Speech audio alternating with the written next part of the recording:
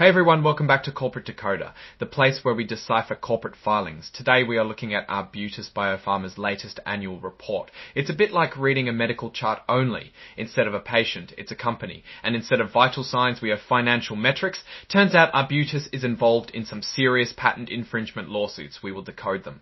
The main story seems to be that Arbutus is shifting gears, reducing staff, and focusing its efforts on a smaller number of key programs. Let's dive in and see what the numbers tell us. First, a quick heads up. This report, like most, contains forward-looking statements. In simple terms, these are guesses about the future. The company warns us not to rely too much on these, because things can change and often do. They are protecting themselves from potential lawsuits that might come if these statements do not pan out. The report has a summary of the main risks that could hurt their business. A key one is about those ongoing patent lawsuits we will mention later in this video against Moderna and Pfizer. BioNTech. Fighting those legal battles costs a lot of money. They also warned that if they cannot get additional funding, they might have to cut back on their development programs. They also have to watch out for issues that might come from their heavy reliance on third parties and their third-party partners. Arbutus is a biopharmaceutical company, meaning they make drugs.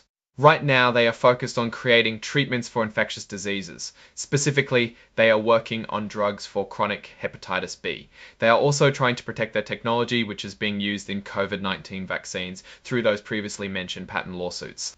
Their plan now involves two main areas. First, fighting those lawsuits to defend their lipid nanoparticle or LNP technology. Second, developing treatments for chronic hepatitis B or HBV. This LNP technology is crucial for delivering mRNA-based vaccines, and they believe Moderna and Pfizer-BioNTech are using their patented version without permission. This is a complex technology for safely transporting drugs into cells. They say they are committed to defending their ownership of this technology. On the HBV side, they are working on a combination therapy that could potentially lead to a functional cure. This means the virus would be suppressed long-term even after treatment stops. The two main drug candidates in their pipeline are imdusiran, which reduces the production of the hepatitis B virus, and AB101, which tries to boost the body's immune response. Imdusiran is in phase 2A clinical trials, meaning they're testing it in a small group of patients to see if it works. AB101 is in an earlier phase 1 trial to check its safety. We see that they've been doing trials combining imdusiran with other drugs. For example, one trial combined imdusiran with interferon, a standard treatment. Another trial combined it with another company's immunotherapy drug. AB101, the oral PD-L1 inhibitor, is designed to reawaken the immune system. It's currently in a phase 1 trial to see if it's safe and how it interacts with the body. Arbutus has a partnership with Qilu Pharmaceutical in China to develop and sell imdusiran there. Qilu paid Arbutus $40 million up front and could pay up to $245 million more if certain goals are met. Plus, Arbutus will receive royalties on sales in China. They have two streams of royalty payments from sales of Alnilam's drug Onpattro. Because it uses Arbutus's LNP technology, the first royalty stream was sold to another company, Omers, until they get $30 million. Then it goes back to Arbutus. They kept the rights to the second stream. Now to the lawsuits. The first one, filed against Moderna in the United States, involves patents related to the lipid nanoparticles used in Moderna's COVID-19 vaccine. Arbutus isn't trying to stop the sale of the vaccine, but they want money for Moderna's use of their technology. Arbutus and Genevant, their partner, also filed 5 international lawsuits against Moderna, seeking to enforce patents protecting their patented lipid nanoparticle technology, and submitted evidence from testing of commercial Moderna product samples sourced from the US and European Union. A similar lawsuit was filed against Pfizer and BioNTech for their use of LNP tech in their vaccines. These cases are complex and could take years to resolve. In terms of employees, as of the end of 2024, they had 44 full-time employees. Recently, they have been reducing the workforce. The company has a health and safety committee and follows safety standards, and reported 0 workplace injuries in 2024. They claim to focus on employee wellness, diversity, and making meaningful contributions to world health.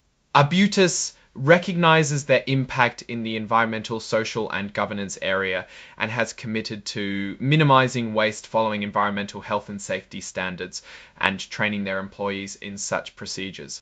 Arbutus faces competition from big pharmaceutical companies, research institutions, and government agencies, and companies like GlaxoSmithKline, Gilead, and Assembly are also developing treatments for hepatitis B. The last point is about government regulations and compliance.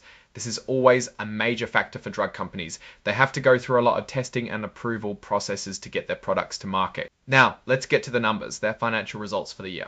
Revenue decreased from $118 in dollars 1 million year over year. That's a big drop. This is mainly due to a drop in revenue from Qilu and also lower sales of Alnilam's Onpattro product due to a competing drug. Operating expenses also decreased from $96.2 million to $82.4 million. This is from a decrease in research and development expenses due to streamlining operations, cutting programs, and reducing workforce. Their net loss was $69.90 or 0.38 per share versus a net loss of $72.8 million or 0.4 share the previous year. So they're still losing money, but less than the year before.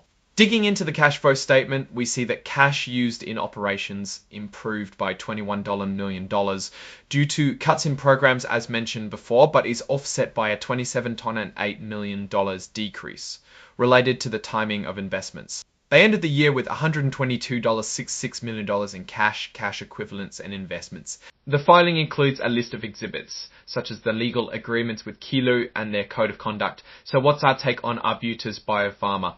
They are definitely in a transition phase, trying to get leaner and more focused. The cost cuts are helping, but revenue is down, which is not a good sign. The success of their current strategy heavily depends on the skills of the new board and management team.